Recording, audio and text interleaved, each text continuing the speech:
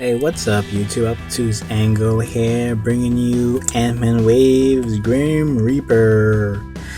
Personally, this was one I really was anticipating.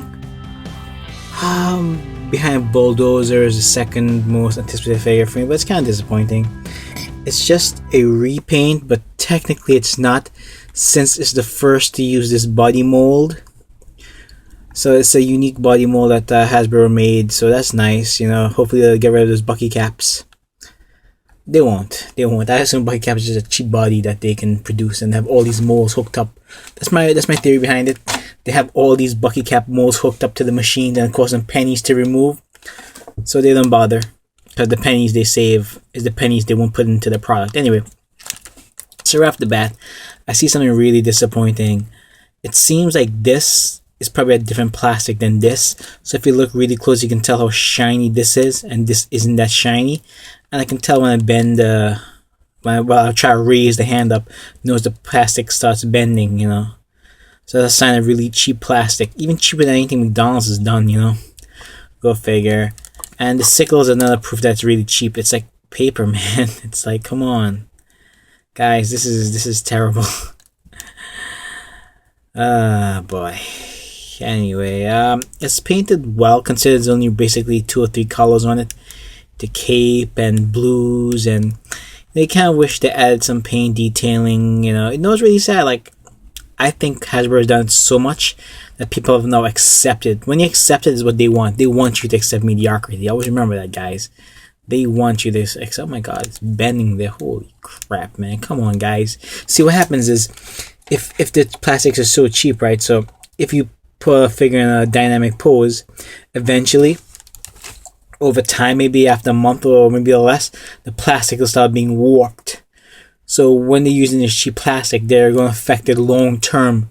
Make it easy to fix it by reheating, but you shouldn't have to. Anyhow, the cape is painted really well. This actually does have some dark shading in there, so that's nice. But it's kind of thin here. I'm not sure why. I don't know. It doesn't look like a cape to me. I understand what they're going for. It's time for them to start using bendy wire capes. It's time. It'll avoid these type of issues here. Where it's unsatisfactory. It just is. It does unplug, if you guys are wondering. We unplug it for this review, right? The figure does get weighed down a lot by the cape. Not a lot, but does get weighed down. It's due to the cheap plastic being light also, so keep that in mind. Put it at the side. So the sculpt book looks really nice.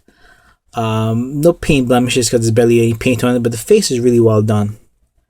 I like the crazy eyes. It kind of looks like, for those who have Spider-Man Classics Kraven, has that same type of craziness in the face. It's not the same face, but it's a nice face, Yeah, really well done. I enjoy the face a lot, It's a really nice sculpt, but unique. It's not the Captain America face, thankfully. So that's nice. And this is kind of like, this won't break or anything, that still feels pretty cheap. Anyway, there's not much to go over, There's not much paint detailing, except to go over the face. So the face is really nice. You see the teeth and all stuff. Now the head, articulation-wise, the head does kind of like, it has this really nice feature where it kind of like goes forward a little bit and goes back, So back, forward, back, forward. So it's kind of like, it can bop his head, it can bop his head. So that's really nice. So the head does go back really far, look down really far. It does it does have a slight tilt.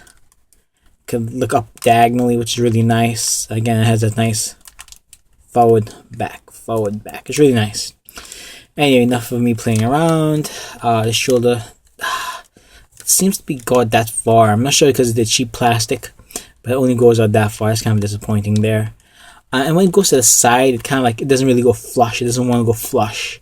So that's disappointing with this body mold. So be prepared for these body molds. We'll see a lot of them, okay? It's Hasbro. So it does go 360 around, if you're wondering. Up arm rotation. double jointed elbows, so it gets a really nice range. This should be sculpted, never painted, but Hasbro is so cheap they'll paint it on. But the silver looks really nice. I assume these are supposed to be gauntlets, you know. And it does have a wrist hinge and it goes around. The fingers are done really well. I just don't like the open hand. You know, he's not gonna hold anything with his hand, I don't think. So maybe more of a dynamic hand would have been nice. Maybe give him some extra hand accessories would have been great. So this is another coarse cutting wave. All the waves for the past 2 or 3 has been coarse cutting anyway. So he does have a nice ab crunch. It does go forward that far. It goes back pretty good too, you know. So that's decent, more than decent. It's excellent. The crossbone things are painted really well. Everything's good here. No blemishes, you know. I mean, how can you screw up just straight blue, you know? Go figure. But it didn't, thankfully. Surprising. Even this the sickle type thing is painted really well, you know. That's a shiny silver. I just wish to add some paint detailing to this, give it some contrast, you know. It does rotate right here. No hinge or anything like that, you know. And this is sculpted, I guess. Maybe it's glued on or something like that. I'm not sure. But anyway, that's decent enough, you know. So that works well. But again, it needs some paint shading of black in there or something like that. Anyway, the waist twist there. Legs kick out really far. As far as you want. Wow. You know. Goes back up until it hits the glutes. The sculpt work. That's fine. Goes. It doesn't go out as far as you would expect. It kind of only goes out maybe 45 degrees. Terrible job, kind of like the Spider-Man hips that they used. Terrible job with Spider-Man once again. Upper thigh rotation. Alright. Upper thigh rotation. Double joint knees.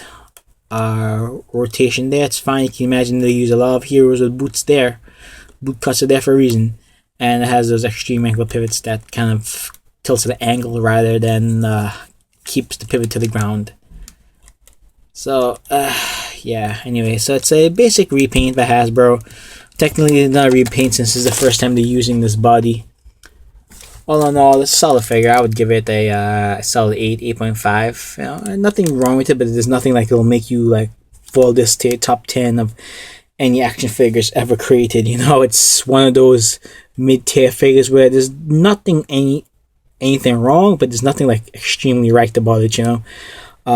Again, if you look at, I don't know if you guys pick it up in the camera, but the shoulders look like a completely different type of blue. I'm trying to think because the plastic that they use for the torso is completely different than the plastic used for the legs and the arms. That's what I'm thinking. So when you paint the blues on it, it comes out differently depending on the type of plastic. Anyway, guys, that's my quick criticism review. There's a few criticisms, you know, I just went over it, but it's a nice overall figure. It's not going to upset anybody having it. You know, I found this June 2015. I found my local Toys R Us, New York. So I imagine it's all over the United States right now. So hopefully you guys pick this up. It's definitely a nice piece to have. Alright guys, take care, peace, over there. Bye. Stay tuned, more reviews and yada yada yada. Bye.